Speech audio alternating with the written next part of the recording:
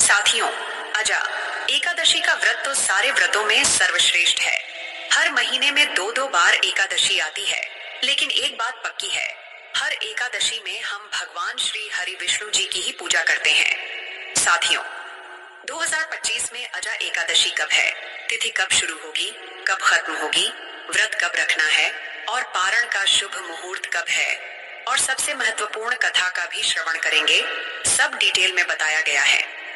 भाद्रपद मास की कृष्ण पक्ष वाली जो एकादशी होती है उसे अजा एकादशी कहते हैं। कहते हैं कि जन्माष्टमी के बाद जो अजा एकादशी आती है उसका व्रत रखने से 1000 गाय दान करने के बराबर पुण्य मिलता है और विधि विधान से पूजा करने पर सारे पाप मिट जाते हैं, सुख समृद्धि मिलती है और अंत में तो बैकुंठ लोक की प्राप्ति और मोक्ष मिलता है। साथियों, इससे बड़ा फल और क्या होगा।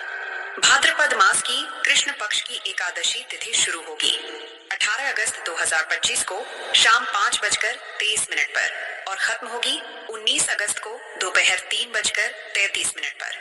चूंकि सूर्योदय कालीन तिथि में व्रत रखते हैं तो 19 अगस्त 2025 यानी मंगलवार को अजा एकादशी का व्रत करना है।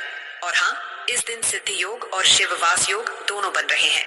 मतलब जो व्रत पूजा करेंगे फल कई गुना बढ़ जाएगा और जन्म जन्मांतर तक साथ रहेगा। 19 अगस्त को सूर्योदय का समय है सुबह 5:53 पर और सूर्यास्त का समय है शाम 6:56 पर। ब्रह्म मुहूर्त सुबह 4:05 से 5:15 तक।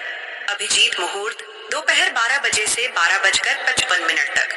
और देख लो, मंगलवार का राहु काल है दोपहर 3 बजे से 4:30 तक।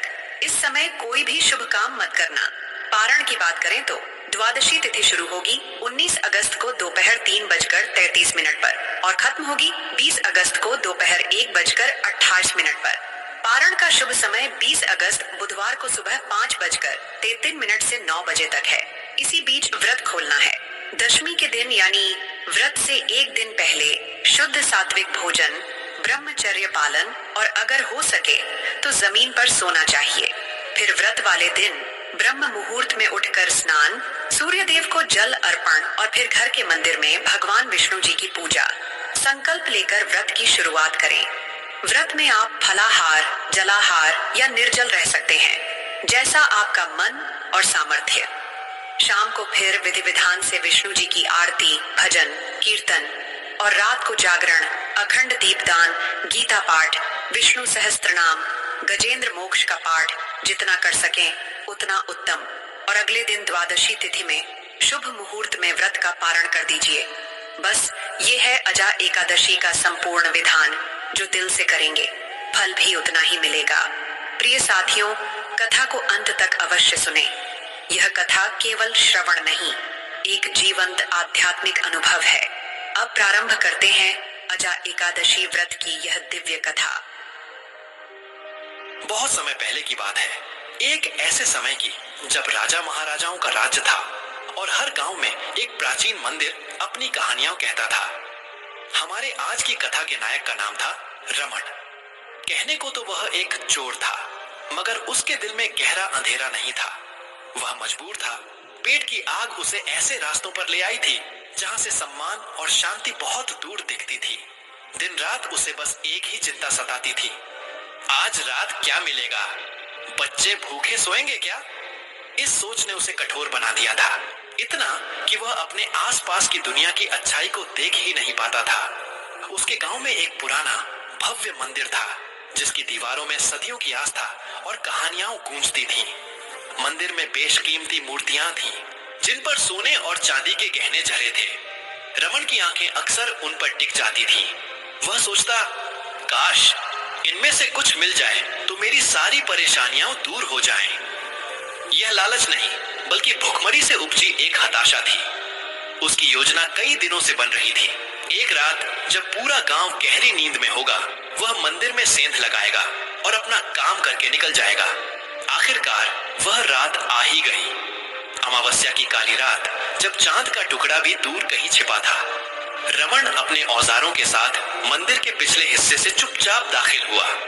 मंदिर के अंदर एक अजीब सी शांति थी, जो उसके अशांत मन को कुछ पल के लिए विचलित कर गई। हवा में पुराने धूप और चंदन की मंद मंद खुशबू तैर रही थी, जो उसके जोर वाले इरादों पर सवाल खड़ी कर रही थी। उसने सोचा, अरे ये सब मोह माया है, मुझे तो बस अपना काम करना है, यहाँ से सोना उठाना है और भाग निकलना है। मगर उसकी किस्मत या शायद उसका ही जागा हुआ अंतर्मन उसे एक ऐसे दृश्य की ओर ले गया जिसने उसके अब तक के जीवन की दिशा ही बदल दी। मंदिर के गर्भगृह के पास, जहां भगवान की प्रतिमा स्थापित थी, एक बूढ़ा पुजारी जमीन पर लेटा हुआ था।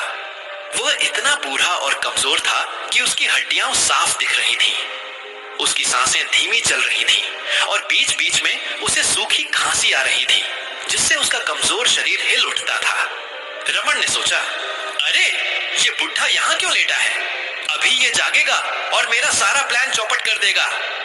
वह पहले तो उसे अनदेखा करके आगे बढ़ने लगा, मगर एक पल को उसकी निगाह पुजारी के सूखे और पिचके हुए पेट पर पड़ी।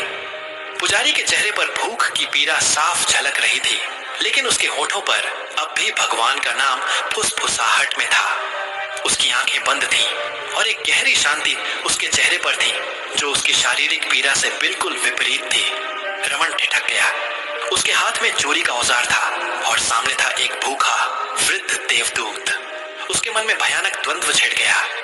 सोना या ये बूढ़ा आदमी, मेरा काम या इसकी हालत? उसने खुद से पूछा। चोर हूं तो क्या, इंसान तो हूं ना। इस बेजान सोने के लिए इस जीते जागते इंसान को ऐसे ही मरने दूं? नहीं नहीं, ये मुझसे नहीं होगा। उसके भीतर का इंसान जाग उठा था। वह भूल गया कि वह एक चोर है, भूल गया सोने की चमक। उसे बस एक बात याद रही, भूख।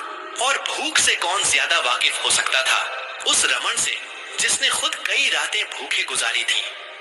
उसकी आंखों के सामने अपने बच्चों के भूखे चेहरे घूम गए। उस पल रमन के लिए मंदिर का सोना बेमानी हो गया। अपनी पोटली में से उसने अपना भोजन निकाला, रूखी सूखी 2 रोटियां और थोड़ा सा अचार, जो उसने खुद के लिए बचा कर रखा था। यह वही भोजन था जिससे उसे अपनी आज रात की भूख मिटानी थी। बिना एक पल सोचे उसने उस भोजन को पुजारी के पास रखा और धीरे से पुजारी को आवाज दी, पुजारी जी, उठिए, यह भोजन है, कृपा करके इसे ग्रहण कीजिए। पुजारी ने धीरे धीरे अपनी आंखें खोली।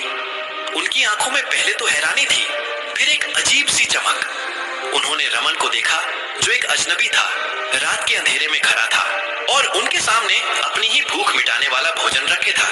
पुजारी की आंखों में आंसू आ गए। उन्होंने कांपते हाथों से भोजन लिया। कौन हो तुम बेटा? उनकी आवाज में कमजोरी थी, मगर दिल में कृतज्ञता। रमन ने बस इतना कहा, कोई नहीं पुजारी जी, बस एक यात्री, आप खाइए, आपको इसकी जरूरत है। और बिना रुके वह मंदिर से बाहर निकल गया। उसके कदम तेजी से चल रहे थे, मगर इस बार उनमें चोरी का भय नहीं था, बल्कि एक अजीब सी शांति थी, जिसे उसने पहले कभी महसूस नहीं किया था। उसका पेट खाली था, मगर दिल भरा हुआ था, एक ऐसी तृप्ति से जो दुनिया के किसी सोने से नहीं मिल सकती थी। उसी दिन अनजाने में ही रमन ने अजा एकादशी का उपवास कर लिया था। उसे इस बात का कोई ज्ञान नहीं था कि उस दिन इतना शुभ एकादशी पर्व था, जहां अन्न का त्याग किया जाता है। उसने तो बस अपनी मानवता के कारण अपना भोजन त्यागा था, और यही नियति का खेल था। रात गहरी हो चुकी थी। रमन अपनी झोपड़ी में सोया, मगर नींद उसकी आंखों से कोसों दूर थी। उसके मन में पुजारी की छवि बार बार आ रही थी और उसके द्वारा किए गए कार्य की एक अजीब सी खुशी। उसी रात्रि उसे एक अद्भुत स्वप्न आया। स्वप्न में उसने देखा कि पूरा आकाश एक दिव्य प्रकाश से जगमगा रहा है। सामने भगवान विष्णु अपने शेष नाग पर विराजमान हैं। उनका स्वरूप इतना भव्य और तेजोमय था कि रमन की आंखें चौंधिया गईं। भगवान विष्णु के चेहरे पर एक दिव्य मुस्कान थी और उनकी आंखें करुणा से भरी थी। भगवान विष्णु ने अपनी मधुर गंभीर वाणी में कहा, हे रमन, आज तूने जो कर्म किया है वह किसी भी बड़े यज्ञ या तपस्या से बढ़कर है। तूने अपने भूखे पेट की चिंता छोड़कर एक भूखे निस्वार्थ भक्त की भूख मिटाई है। तेरी इस दयालुता ने मुझे प्रसन्न कर दिया है। तूने अनजाने में ही अजा एकादशी का उपवास किया और अपनी करुणा से मेरा दिल जीत लिया। तूने यह सिद्ध कर दिया कि असली भक्ति मंदिरों की दीवारों में नहीं, बल्कि एक दूसरे के प्रति प्रेम और सेवा में है। आज से तेरा जीवन धन्य हुआ तेरे सारे पाप क्षमा हुए, उठ और एक नया जीवन शुरू कर, तेरा उद्धार हुआ। रमन की आंखें खुली। यह कोई साधारण सपना नहीं था। उसके पूरे शरीर में एक नई ऊर्जा का संचार हो रहा था। उसका मन शांत था। उसके दिल से सारी नकारात्मकता धुल चुकी थी। उसे अचानक महसूस हुआ कि सोने की जरूरत उसे नहीं, बल्कि उन लोगों को है जिन्हें वास्तव में मदद की जरूरत है। उसे चोरी से घृणा हो गई। वह उठ बैठा और अपने जीवन के सबसे बड़े फैसले पर अटल हो गया। वह अब कभी चोरी नहीं करेगा। अगले दिन से रमन का जीवन पूरी तरह बदल गया। उसने चोरी का मार्ग हमेशा के लिए त्याग दिया। उसने मंदिर में जाकर पुजारी जी से अपनी सारी बातें बताईं, अपने पुराने गुनाहों का प्रायश्चित किया। पुजारी जी ने उसकी बात सुनकर उसे आशीर्वाद दिया। रमन ने ईमानदारी से मेहनत करना शुरू किया। वह दिन भर खेतों में काम करता, लोगों की मदद करता और अपनी कमाई से अपने परिवार का पेट पालता। उसने कभी किसी को भूखा नहीं देखा। जो कुछ भी उसके पास होता वह दूसरों के साथ बांटता। उसकी ईमानदारी, उसकी दयालुता और उसकी सेवा भावना ने उसे पूरे गांव में चोर के बजाय संत के रूप में प्रसिद्ध कर दिया। लोग उसे आदर से देखते थे, उसकी मिसाल देते थे। वही रमन जो कभी अंधेरे का सौदागर था, अब अपने गांव के लिए एक प्रकाश स्तंभ बन चुका था। उसने मंदिर की सेवा भी शुरू कर दी। जो कभी उसका शिकार था, वह अब उसकी आस्था का केंद्र बन गया था।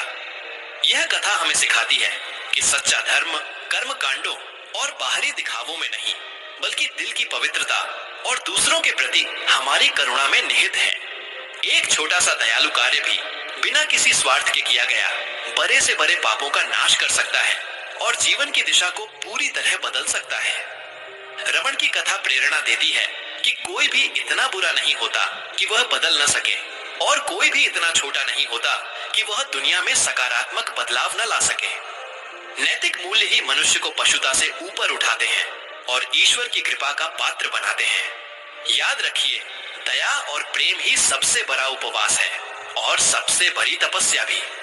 क्या पता आपका एक छोटा सा नेक काम भी किसी की जिंदगी बदल दे और आपको ईश्वर का आशीर्वाद मिल जाए। प्रिय साथियों, इस वीडियो में अजा एकादशी व्रत की पावन कथा यहीं पर समापन होती है।